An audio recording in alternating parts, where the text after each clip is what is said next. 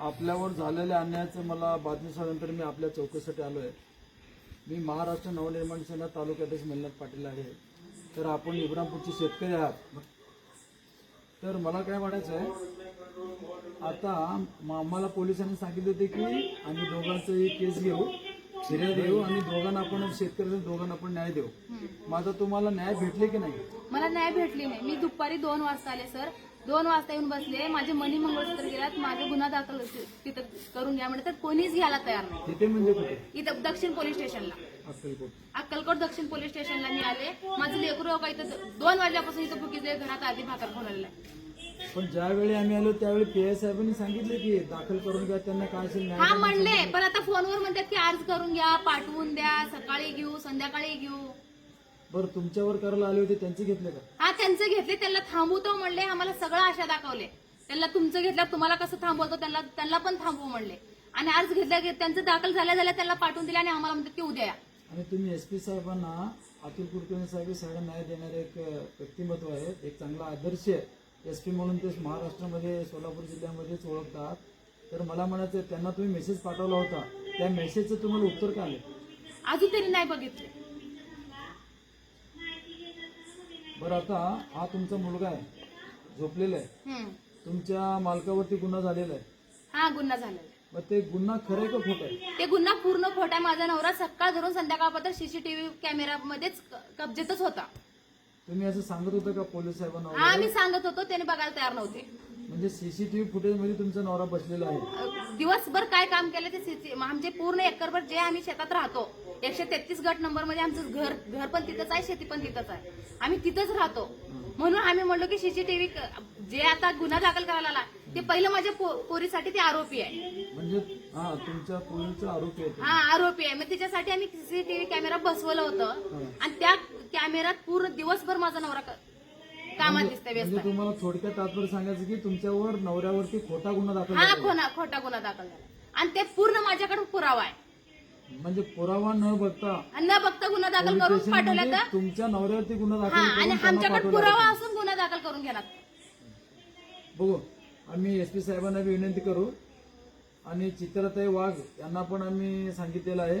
आणि मी राज साहेबांना आणि मनसे नेते दिलीप बापू धोत्रेंना आणि आमचे मनसेचे जिल्ह्याचे जिल्हा संपर्क अध्यक्ष माननीय ॲडव्होकेट किशोरभाऊ सिद्धे आणि ॲडव्होकेट सुधीर पाटसकर आणि विनायकांना महेंद्रकरांनी आपले लोकसभा जिल्हाध्यक्ष प्रशांत बिड्डे साहेब आणि लोकसभा अध्यक्ष प्रशांत इंगळे साहेब यांच्या कानावर मी ठेवून मी त्या महिलेसाठी सांगून आलो होतो घरी. मग ते अजून गुन्हा दाखल झाला की नाही बघायला जा म्हणता मी आलेलो आहे. मग हा जे आहे मी एसपी साहेबांना बोलून या सगळ्यांना बोलतो. पोलीस मदत करतील मला 100% खात्री आहे. कारण आम्ही महाराष्ट्र नवनिर्माण सेनेचे लोक पोलिसांच्या मागे असतो. पोलीस सुद्धा आम्हाला मदत करतात. एखाद्या महिलेवरती, महिलेच्या कुटुंबावरती किंवा महिलेच्या पतीवरती जर जबरदस्तीने गुन्हा दाखल केले असतील तर जे दाखल केले त्यांच्यावर बी तुम्ही गुन्हा दाखल करणार आहे. त्याशिवाय तुम्ही इथून उठणार नाही सर. तुम्हाला एकच विनंती आहे, माझ्या लेकराला, माझ्या नवऱ्याला आणि आम्हाला न्याय मिळावा.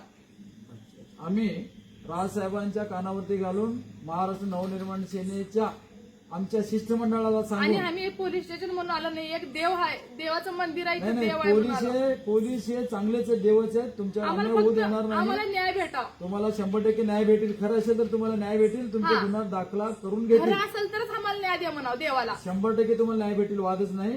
इथे पोलीस कोणाला फसवणार नाही. तुम्ही न्याय भेटते म्हणतात तर अजून गुन्हा 12 वाजले, एकटी लेडीज पोलीस स्टेशन मध्ये बसले तर अजून त्यांनी दाखल इथले करून माने द्यायला साहेब म्हणून निघालेत.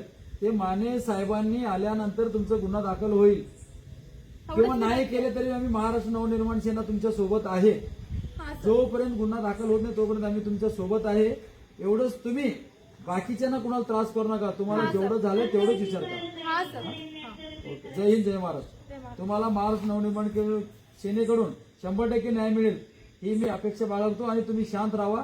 तुम्हाला गुन्हा करायचा असेल तर पोलिसांना विनंती करून गुन्हा करा आणि पोलिसांना सारखे सांगा की माझ्यावर अन्याय झाला, आमचा गुन्हा घ्या.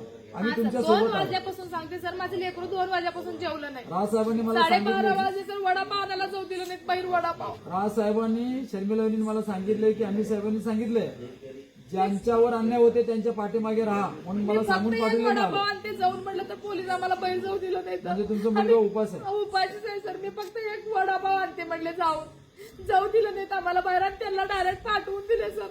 राहू दे पोलीस मदत करतील काय तर थोडं अरे मदत करते पण आम्ही कायच नाही. फक्त किती वाजल्यापासून तुम्ही दुपारी 2 वाजल्यापासून इथे हा इथं बोलतो मी एसपी साहेबांना बोलतो सगळ्यांना बोलतो हे कुठे तर थांबून आपण तुमचं गुन्हा दाखल करायचा ना ते गुन्हा हा दाखल सर करा. एवढंच गुन्हा दाखल करायचा आम्हाला. बरं ते गुन्हा दाखल केलेले आता ज्या आरोपी आहेत ते आरोपी कुठे आहेत? त्या आरोपीला तिने पाठवून दिले. घरी पाठवून दिले. हा गेले सर. त्याला म्हणले मी थांबून घ्या माझ्या नवऱ्याला तुम्ही गुन्हा दाखल न होता गाडीहून ओढून घेतलो नाही त्याला पण थांबून घ्या म्हणले. मी मला काय म्हणले तुझा नवरा पण घरी पाठवून देतो तुमचा गुन्हा दाखल करून घेऊन म्हणले. नंतर म्हणतात की तुमच्या नवऱ्याला घेऊन जावा आणि सकाळी येऊन गुन्हा दाखल करा. बघू आता मी माझ्या नवऱ्यावर गुन्हा दाखल झाला होता तेव्हा आम्ही चालवतो. आम्ही घरी पण चाला झालतो आम्ही सोलापूर जिल्ह्याचे एसपी कुलकर्णी साहेब हे चांगले आहेत तुम्हाला न्याय 100% देतील पोलिसांना आदेश देतील की त्यांचा गुन्हा दाखल करून घ्या बस. हा जय महाराष्ट्र. मार